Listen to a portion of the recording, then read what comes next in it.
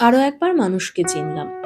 অমায়িক ব্যবহার, মিষ্টি কথা, শান্ত স্বভাব, মুগ্ধ করার অপার ক্ষমতা আর অসম্ভব ভদ্রতা।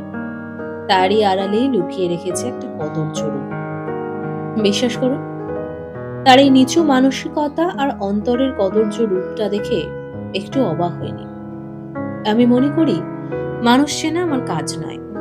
মানুষ কেমন হবে সে নিজে থেকেই ঠিক চিনিয়ে দেবে, তার কাজে, তার ব্যবহারে। আসলে হয় কি, আমরা বাইরের মোড়কটা দেখেই মুগ্ধ হয়ে যাই।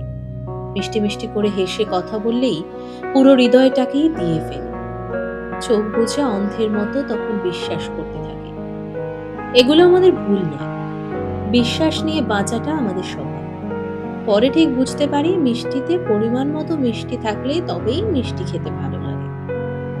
অতি মিষ্টি কখনোই মিষ্টতা বাড়ায় না, বরং মিষ্টতা নষ্ট করে। ভালো মানুষের আড়ালে তার এই খারাপ রূপ, এটা দেখে যা বুঝলাম, নিপুণ অভিনয় করতে সত্যিই ট্যালেন্ট লাগে। মুখের মিষ্টতা দেখিয়ে কিভাবে নিজের স্বার্থ চরিতার্থ করতে পারে, মানুষটার সাথে পরিচয় না হলে জানতেই পারতাম না। রিয়েল লাইফে কত বড় বড় অভিনেতা অভিনেত্রীর সাথে আমরা চলি। এই নিকৃষ্ট মনের মানুষদের জন্য একটু দুঃখ হয় না? যে মানুষ ভালো অনুভব করালো না, তার জন্য কেন দুঃখ পাবো বলুন তো? সামান্য ২ টাকার জীবনে এমন মানুষকে জমিয়ে রাখা মানেই নিজের ক্ষতি। ২-১ পয়সা করে কেউ যদি খরচ হয়ে যায়, তাকে খরচের খাতাতেই রাখা